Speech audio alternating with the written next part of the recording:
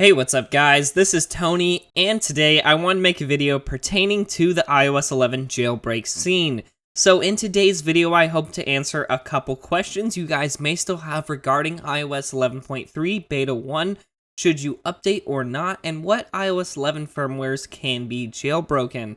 Now, since it's roughly been a week since the software has been released, I'm sure you guys have discovered all the new features found within 11.3, so I won't waste too much time covering this information.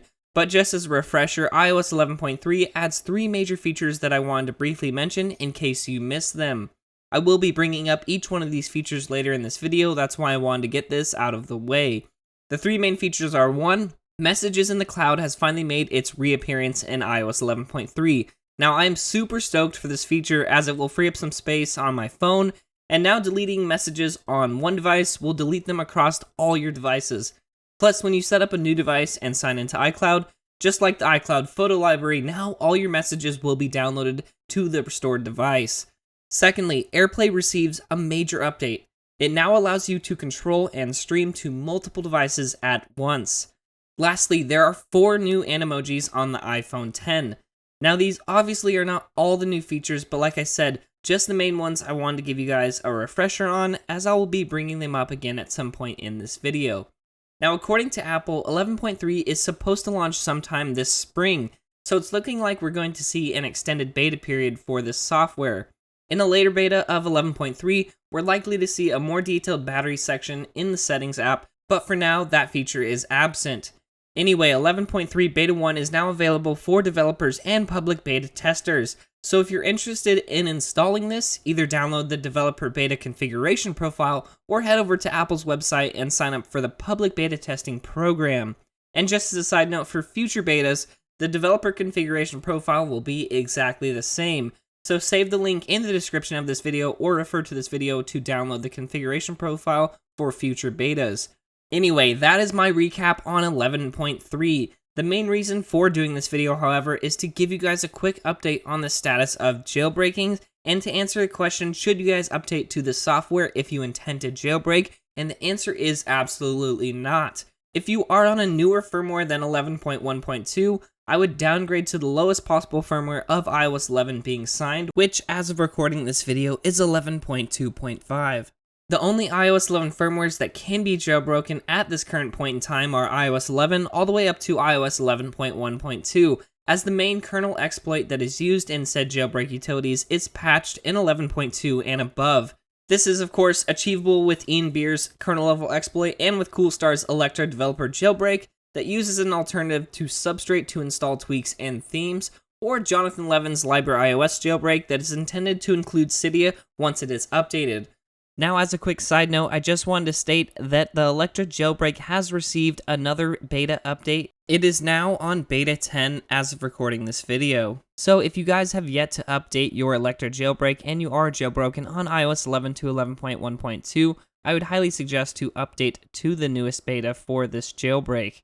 But just as a fair warning, this new beta will uninstall all your previously installed tweaks and themes, so if you want to retain those, you will have to manually back them up via SSH on your computer. Anyway, in other news, like I've talked about in my previous jailbreak updates, Sorek himself has stated he is working with an undisclosed developer on updating Cydia, so it is unclear at the time if said developer would release his own jailbreak utility that incorporates Cydia with it or not. Now, since then, Coolstar has tweeted out this. He stated that the patches used in his current Electra jailbreak will work on newer versions of iOS 11. The only thing we are missing is a kernel-level exploit for these newer firmwares. Along the same lines, a new exploit may be coming to iOS 11.2, which will work all the way up to 11.2.2, as it is noted that it is patched in 11.2.5. And the exploit I am talking about is discussed on this article from Zimperium. They stated, we found 2 crucial vulnerabilities in the Bluetooth daemon on iOS, WebOS, and tvOS as part of the core Bluetooth. They further note that more details regarding the research process and the results will be published in the near future in a more detailed technical write-up along with the full exploit source code. So that is great news that a new exploit might be coming very soon to iOS 11.2 to iOS 11.2.2. Now, I just want to clear up some confusion about a kernel exploit that has been brought up lately. In the release notes of 11.2.5 on Apple's official page, a few people noticed that a kernel-level exploit that allows arbitrary code to be executed was discovered by a member of Google. Now, after seeing this vulnerability, it was quickly posted to our jailbreak, and a fair amount of people reached out and tweeted to the person who found this vulnerability directly. And surprisingly enough, he did respond, saying he would release a write-up about it eventually. So that sounds fantastic and everything, but that's about all the news that the other channels and articles had to say about it. But just a few days later, after getting countless tweets from users, he wrote this, clarifying it cannot be used to create a jailbreak or break into Apple devices. Still, the description that Apple gave on their website suggests it could. The developer who actually made the discovery made it clear it would not be very helpful. Anyway, I figured I would just clear the air on that rumor that has been going around. So wrapping things up now, at this point in time, it's hard to say if iOS 11.3 will ever receive a jailbreak. No one knows if this new vulnerability will lead to anything or not, but regardless, if a new kernel exploit is released for iOS 11.2 to 11.3, it's looking more and more likely that the jailbreak community will take it upon themselves to incorporate new exploits into a new jailbreak utility for said firmwares. For the time being, I would highly suggest not to update to this firmware if you intend to jailbreak. Unfortunately, the biggest caveat here is if you stay on a lower firmware, you will be missing out on new features that this update brings. Some developers have managed to add iOS 11.3's features to older firmwares. For example, one developer was able to extract the iPhone X's new emojis and add them back to iterations of iOS 11 to 11.1.2. But with more complex features like messages in the cloud and AirPlay 2, it is not as simple as dragging an emoji file from one OS to the other. These features may never be able to be ported back to an old iOS iteration, and thus we are now back into the same place we were last year, remaining on an old OS for a jailbreak, or updating to the new firmware and being content with living with stock iOS. Anyway, if you can live without these new features and intend to jailbreak, I would highly suggest not to update to any beta of iOS 11.3. Unfortunately, when I was in the middle of recording this video yesterday, Apple stopped signing iOS 11.2, 11.2.1, and 11.2.2. Now this came roughly less than 12 hours after the new 11.2 to 11.2.2 kernel level exploit was discovered, so that was an impressive turnaround by Apple. Still, if you intend to jailbreak, I would highly suggest to downgrade to the lowest possible firmware that is being signed, which is now 11.2.5. If you, however, are on iOS 11.2 to 11.2.2, I would stay exactly where you are at, as a new kernel level exploit might be coming soon. If you are on iOS 11 to 11.1.2, you are golden. Stay exactly where you are and be patient for Sork to update Cydia and Mobile Substrate to run on it.